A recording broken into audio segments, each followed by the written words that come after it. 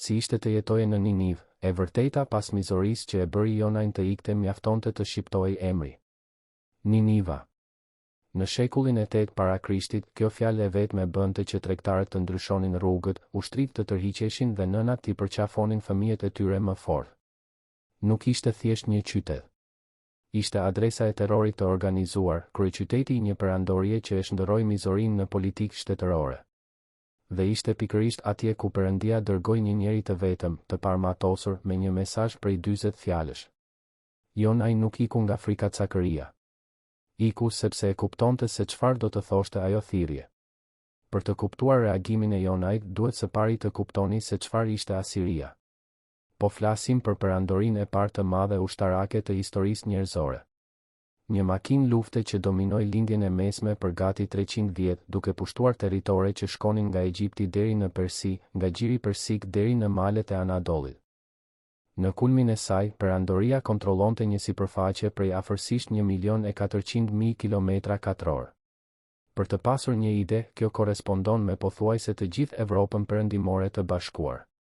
Dhe në zemër të kësaj perandorie, duke funksionuar si truri dhe simboli i gjithë sistemit, ishte Niniva. Qyteti ishte kolosal për çdo epokë, jo vetëm për lashtësinë.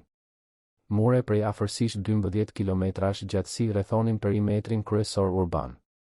Profeti Jonaj shënon se duheshin 3 ditë ecje për të përshkuar qytetin. Edhe duke marrë parasysh pushimet dhe ritmin e ngadaltë të një të huaj në territor të panjohur, kjo tregon një shtrirje urbane mbresëlënëse për botën e lashtë. 100 kulla vrojtimi ngriheshin në intervale të rregullta përgjatë mureve, secila me harktar të pozicionuar ditë e natë. Gjerësia e mureve në maj lejonte që 3 qere të kalonin krah për krah. Disa seksione ishin më shumë se 15 metra të larta, e barabartë me një ndërtesë moderne peskatëshe. Portat kryesore ishin vepra arti ushtarak dhe propagandë në të njëjtën kohë, të rrethuara nga statuja kolosale të Lamasuve, krijesa mitike me trup demi, krah shqiponje dhe kokë njeriu, disa prej të cilave peshonin më shumë se 40 ton. Lëvizja e një statuje të vetme të tillë kërkonte qindra punëtor dhe sisteme të ndërlikuara rampash dhe litarësh. Mendoni për inxhinierinë e nevojshme për të gjithë këtë. Po flasim për një kohë pa vinça, pa çimento moderne, pa makineri. Çdo gur u prit, u transportua dhe u pozicionua me forcë njerëzore. Mijëra punëtor, shumë prej tyre skllëvër lufte, vdiqën duke ndërtuar ato mbrojtje. Regjistrat asiriane përmendin me krenari përdorimin e të burgosurve nga 10 kombe të ndryshme në veprat publike. Por nuk ishte lartësia e mureve ajo që të meronte çdo që afrohej. Ishin imazhet të gdhendura në gur, në relieve gjigante që dekoronin portat dhe pallatet, skenat e luftës shfaqeshin me detaje që do të bënin çdo të zmbrapsje. Burra të ngulur në hun, ende të gjallë, me shprehje agonie të përjetësuara në gur. Të burgosur që rrjepeshin të gjallë, lëkura e hequr ndërsa ushtarët asirian vëzhgonin me naturalitet profesional. Dekapitime në seri, me pirgje kokash të organizuara në piramida pranë shkruesve që numëronin secilën për regjistrat zyrtar. Fëmijë të dëbuar në rreshta të pafund, të lidhur me njëri tjetrin. Qytete të tëra në flak, me banorë që iknin në dëshpërim. Kjo nuk ishte egzagerim artistik. Ishte propagandë zyrtare e planifikuar me kujdes. Mbretërit asirian donin që bota ta dinte saktësisht se çfarë ndodhte me ata që rezistonin. Ashurnasirpal I cili mbretëroi rreth 100 vjet para Jonajt, la mbishkrime që detajonin pushtimet e tij. Në një prej tyre, të gdhendur në muret e pallatit të tij në Nimrud, ai përshkruan se si I trajtoi udhëheqësit e një qyteti rebel, u hoqi lëkurën disave ndërsa ende merrnin frym, I nguli të tjerët në muret e vet qytetit, u preu duart dhe hundët të mbijetuarve, u nxori syt, grumbulloi trupat në sheshe. Nuk ishin rrëfime armiq që egzageronin mizorinë. Ishin vet asirianët, krenar, që dokumentonin metodat e tyre për pasardhësit. Si mundej dikush të jetonte në një vend të tillë? Për qytetarin e thjeshtë të Ninivës, dhuna nuk ishte një ngjarje e largët që ndodhte në kufit e perandorisë. Ajo ishte e pranishme në përditshmërinë e qytetit. Ekzekutimet publike ishin pjesë e kalendarit të rregull. Të burgosurit e popujve të pushtuar parakaloheshin nëpër rrugët kryesore në procesione triumfale që mund të zgjasnin me ditë, përpara se të gjenin vdekje të tmerrshme e të sofistikuara në hapësirat publike. Qëllimi ishte I dyfishtë, të argëtonte popullatën dhe t'i kujtonte asaj vazhdimisht fuqinë absolute të mbretit. Vlerësimet arkeologjike sugjerojnë se Niniva në kulmin e lavdisë së saj strehonte midis 120.000 dhe 150.000 banor brenda mureve kryesore. Vetë libri i Jonait përmend më shumë se 120.000 njerëz që nuk dinin të dallonin dorën e djathtë nga e majta. Për kohën, Niniva ishte një megalopolis pa paralele. Babilonia, rivalja e saj historike, kishte popullsi të ngjashme. Jeruzalemi, në krahasim, nuk kalonte 25.000 njerëz në të njëjtën periudhë. Roma as nuk ekzistonte si fuqi, ishte thjesht një fshat barinj në brigjet e Tibrit. Niniva ishte, fjalë për fjalë, një nga përqendrimet më të mëdha urbane të planetit. Brenda mureve, qyteti organizohej në distrikte me funksione specifike. Kompleksi i pallatit zinte zonën më të lartë, ku mbreti jetonte i rrethuar nga një luks që sfidonte imagjinatën. Pallati i Senakeribit, i quajtur Pallati Parival, kishte më shumë se 70 dhoma kryesore, të dekoruara me afërsisht 3 kilometra relieve të gdhendura. Kopshte të ujitura nga sisteme kanalesh dhe ujësiellësisht sillnin ujë nga malet më shumë se 80 kilometra larg. Dhe ishin bibliotekat. Biblioteka e famshme e Ashurbanipalit, e zbuluar nga arkeologët britanik në shekullin e 19, përmbante më shumë se 30.000 pllaka balte. Ishte koleksioni më i madh i njohurive të botës së lashtë. Tekste letrare si Epopeja e Gilgameshit, traktate mjekësore që përshkruanin qindra sëmundje dhe trajtime, regjistra astronomik, manuale parashikimi, kontrata tregtare. Asirianët ishin një popull i arsimuar, i sofistikuar, i organizuar. Por dia dhe mizoria bashkëjetonin pa kontradikt të dukshme. Tempujt e Ninivës u kushtoheshin perëndive të luftës dhe pushtimit. Ishtari, hynja kryesore e qytetit, ishte perëndesha e dashurisë dhe e betejës njëkohësisht. Ashuri, perëndia kombëtare që i jepte emrin vet popullit, kërkonte zgjerim territorial si formë adhurimi. Në teologjinë asiriane, zgjerimi i perandorisë ishte një akt fetar i shenjtë. Çdo fitore ushtarake ishte një fitore shpirtërore. Çdo popull i nënshtruar ishte një ofertë e gjallë për perëndi. Mbreti nuk ishte vetëm udhëheqës politik. Ishte kryeprift, përfaqësues hyjnor në tokë, i zgjedhur personalisht nga perëndit për të dominuar botën. Të mos i bindeshe mbretit do të thoshte të mos u bindeshe vetë qiejve. Të vije në dyshim urdhrat e tij ishte blasfemi e dënueshme me vdekje. Të rezistoje ndaj perandorisë do të thoshte të rezistoje ndaj vullnetit hyjnor të shprehur përmes monarkut.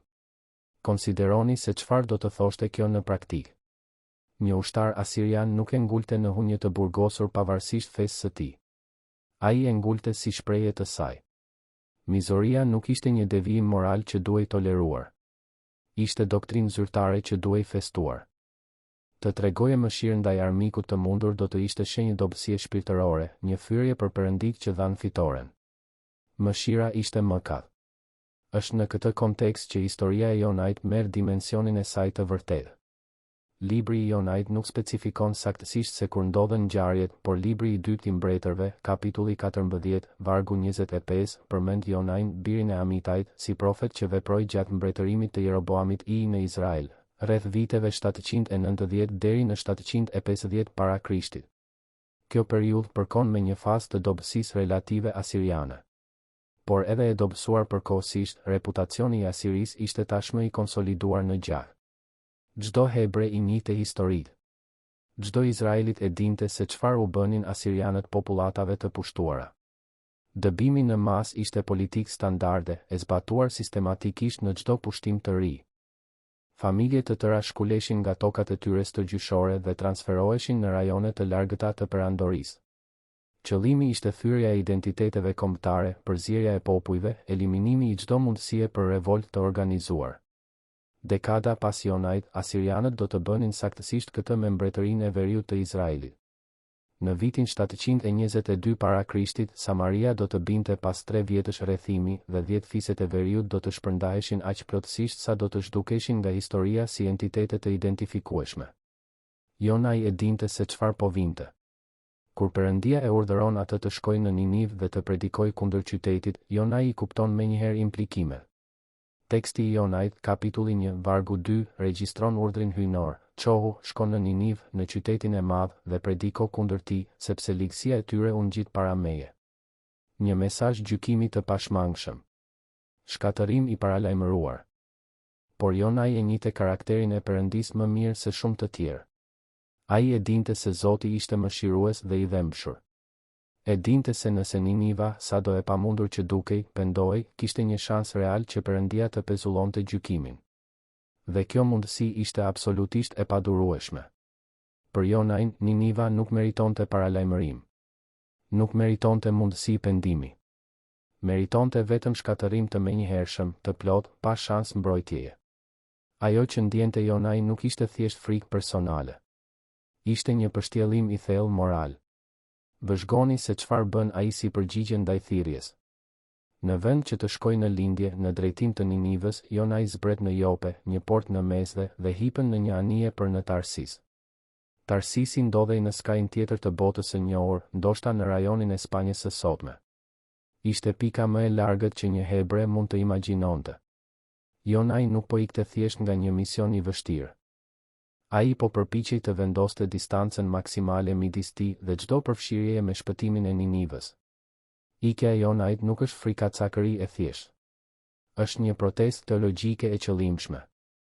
Ai preferon të mos i bindet Perëndisë që i shërben sesa të jetë instrument i dhembshurisë për një popull që ndërtoi madhështinë e tij mbi male me kufoma.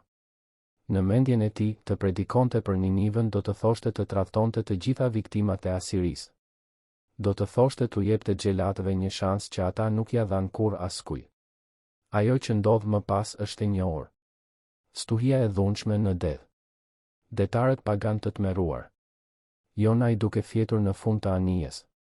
Shorti që bie mbi të. Rrëfimi, jam hebre dhe kam frikë nga Zoti, Perëndia i qiellit, që bëri detin dhe tokën. Unë po ik nga prania e Zotit. Kërkesa për t'u hedhur në ujëra. Deti që qetësohet. Peshku i madh i përgatitur nga Perëndia. 3 ditë dhe 3 net në barkun e errët të krijesës. Lutja e dëshpërimit që Jonaj harton atje brenda. Vjellja në bregun e thatë. Jonaj mbieton. Por Perëndia nuk e ndryshon urdhrin origjinal. Kapitulli i 3 fillon me të njëjtat fjalë si kapitulli i parë. Çohu, shkon në Niniv, në qytetin e madh. Këtë herë, Jonaj bindet. Por bindja e tij është minimale. Teksti thot se Niniva ishte një qytet shumë i madh, prej 3 ditësh ecje. Jonaj hyn vetëm një ditë ecje dhe fillon të predikojë. Mesazhi është i shkurtër dhe i thatë. Edhe 40 ditë dhe Niniva do të përmbyset. Pa shpjegim. Pa përshkrim të mëkateve. Pa ftesë për pendim. Vetëm njoftimi i ashpër i shkatërimit.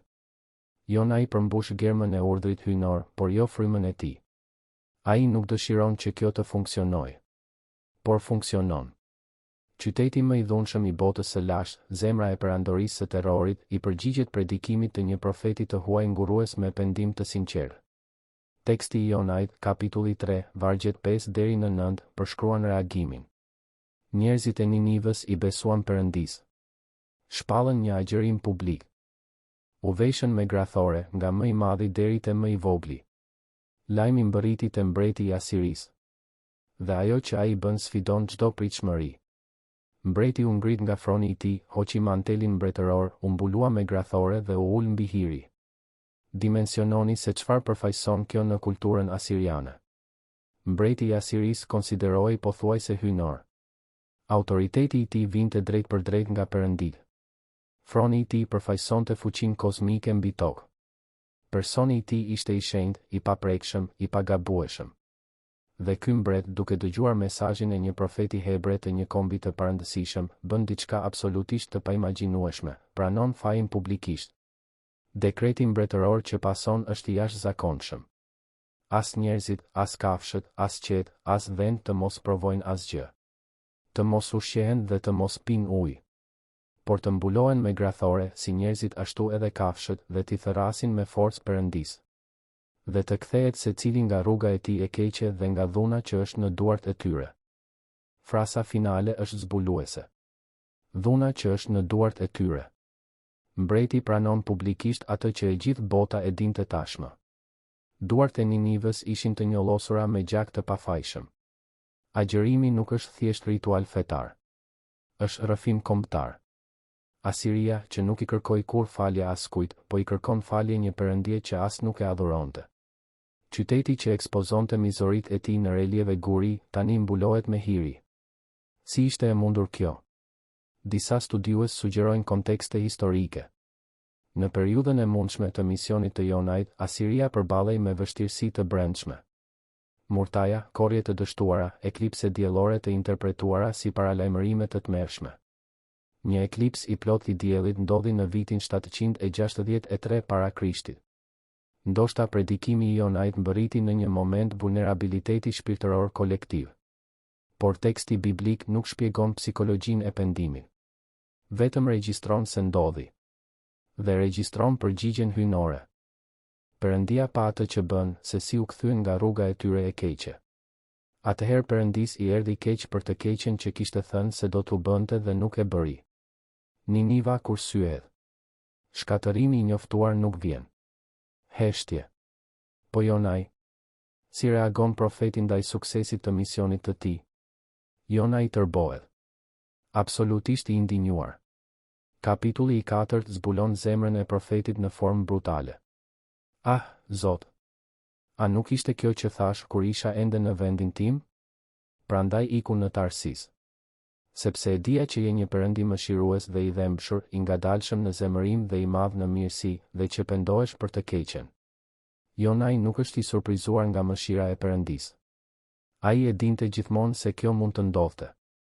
Ikja e tij që nga fillimi ishte një protest kundër kësaj mundësie. Ai preferoi të vdiste në det sesa të shite armiqt e tij më të këqij të faleshin. Reagimi i Jonait ekspozon një tension që përshkon të gjithë Biblën, konfliktin midis drejtësisë njerëzore dhe mëshirës hyjnore. Për Jonain, drejtësia do të thoshte që Niniva duhej të paguante për krimet e saj. Një perandori e ndërtuar mbi torturë, dëbim dhe masakër nuk mund të pendohej thjesht dhe të vazhdonte përpara sikur asgjë të mos kishte ndodhur. Viktimat e Asirisë meritonin hakmarrje. Jetimët, vejushat, familjet e shkatëruara meritonin të shihnin xhelatët e tyre të ndëshkuar. Dhe Jonai kishte të drejtë. Nga pikpamja njerëzore, nga perspektiva e viktimave, Niniva ishte e pafalshme. Por Perëndia operon me një logjik tjetër. Libri përfundon me një skenë të huaj dhe të fuqishme. Jonai del nga qyteti dhe ulet në anën lindore, duke pritur të shohë se çfarë do të ndodhte. Perëndia bën të rritet një bim që i bën hije Jonait. Jonai gëzohet për bimën. Të nesërmen, Perëndia dërgon një krim që sulmon bimën. Ajo fishket. Dielli ndëshkon Jonain. Një erë e nxehtë shton vuajtjen e tij. Jonai dëshiron të vdes. Më mirë për mua të vdes se sa të jetoj. Atëherë Perëndia bën pyetjen përfundimtare. A ke të drejtë të zemërohesh kështu për shkak të bimës? Jonai përgjigjet me zemërim.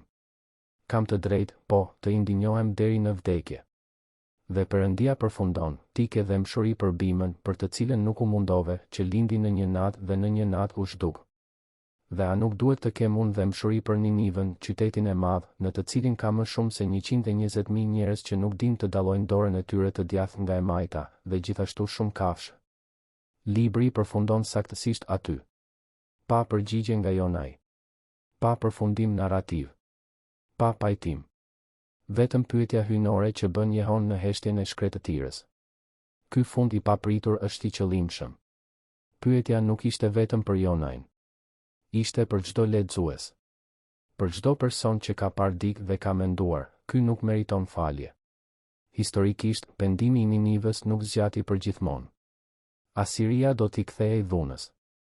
Dekada më vonë, në mbretër si Tiglath-Pileser I, Shalmaneser V dhe Senakeribi, perandoria do të rifillonte zgjerimin e saj brutal. Në vitin 722 para Krishtit do të pushtonin Samarin dhe do të dëbonin Izraelin. Në vitin 701, Senakeribi do të rrethonte Jeruzalemin me 185.000 ushtar. Profetët Nahumi dhe Sofonia do të profetizonin shkatërim kundër Ninivës. Dhe në vitin 612 para Krishtit, fjalët e tyre do të përmbusheshin. Një koalicion babilonasish dhe medasish rrethoi qytetin. Lumi tigër doli nga shtrati dhe shkatëroi një pjesë të mureve. Pushtuesit hyrën. Mbreti i fundit asirian i vuri zjarrin pallatit të tij dhe vdiq në flak me familjen e tij. Niniva u plaçkit, u dolq dhe u braktis. Qyteti që përhapi terror për 3 shekuj u bë rënoj në pak javë. Aq i plot ishte shkatërimi saqë, pak shekuj më vonë, askush nuk e dinte se ku ndodhej Niniva. Kur greku Ksenofoni kaloi nëpër rajon në vitin 401 para Krishtit, pa vetëm kodra dheu dhe nuk kishte asnjë ide se nën to dërgjeshin mbetjet e perandorisë më të frikshme të lashësisë. Niniva fjeti në rër për më shumë se 2000 vjet. Ishte vetëm në shekullin e 19, duke filluar nga viti 1842 që arkeologët britanik dhe francez gërmuan kodrat e Kujunik dhe Nebi Yunus në Irakun e sotëm dhe rizbuluan qytetin e humbur. Relievet prej guri u dërguan në muze në Londër dhe Paris, ku mund të shihen edhe sot. Biblioteka e Ashurbanipalit zbuloi 30.000 pllakat e saj. Bota moderne më në fund mundi të shite atë që Biblia përshkruante prej 1000 vjeçarësh. Niniva ishte reale. Terrori ishte real. Dhe pendimi gjithashtu ndodhi. Por në kohën e Jonait, para shkatërimit përfundimtar, Niniva ishte skena e një prej rrëfimeve më të parehatshme të shkrimeve. Jo sepse flet për një profet të gëlltitur nga një peshk, por sepse ekspozon një të vërtet të vështirë. Mëshira e Perëndis nuk ka kufi që ne i konsiderojmë të arsyeshëm. Ajo arrin njerëz që ndërtuan perandori mbi kufoma. Ajo ofron pendim kombeve që nuk i ofruan kur mëshirë askujt. Ajo pezullon gjykimin mbi qytete që meritonin, sipas logjikës njerëzore, vetëm shkatërim total. Jona i donte një perëndi të drejtë sipas kritereve të tij njerëzore. Një perëndi që ndëshkonte të këqinjt dhe shpërblente të mirët në formë të parashikueshme. Një perëndi që mbante anën e Izraelit kundër armiqve të tij. Ajo që gjeti Jonai ishte një perëndi që sheh 120.000 njerëz që nuk din të dallojnë dorën e djathtë nga e majta. Një perëndi që sheh edhe në zemër të perandorisë së terrorit qenie njerëzore të humbura, të konfuzuara, por të afta për ndryshim. Një perëndi që preferon pendimin para shkatërimit, edhe kur shkatërimi duket më i drejtë. Niniva nuk zgjati përgjithmonë. Në vitin 612 para Krishtit, Babilonasit dhe Medasit e rrethuan qytetin dhe e shkatëruan plotësisht. Muret ranë. Pallatet u bën pluhur. Kryeqyteti i terrorit u varros në rër për më shumë se 2000 vjet, derisa arkeologët e rizbuluan në shekullin e 19. Profecitë e Nahumit dhe Sofonis u përmbushën. Perandoria që përhapi frikë u zhduk nga harta. Por në kohën e Jonait diçka tjetër ndodhi. Qyteti më brutal i botës ndaloi. Mbreti zbriti nga froni. Një popull i tërë agjeroi. Dhe Perëndia pezulloi gjykimin. Jo sepse Niniva e meritonte, por sepse pendimi nuk ishte kur çështje merite. Kjo është pjesa e historisë që shqetëson. Jona i donte drejtësi. Perëndia ofroi mëshirë. Dhe deri më sot, ky tension vazhdon të jetë i gjallë në çdo person që ka parë dikë dhe ka menduar, ky nuk meriton falje. Të jetoje në Niniv do të thoshte të jetoje i rrethuar nga frika, gjaku dhe fuqia absolute. Të ikje prej saj ishte instinkt mbijetese. E megjithatë, ishte në atë vend që Jonai u dërgua. Jo për të justifikuar mizorinë e tyre. Jo për të minimizuar krimet e tyre. Por për të zbuluar se as perandoria më brutale nuk ishte jashtë rrezës së një thirrjeje për pendim. Kjo është e vërteta që e bëri Jonain të ikte. Dhe është e njëjta e vërtetë që vazhdon të jetë e parehatshme deri më sot.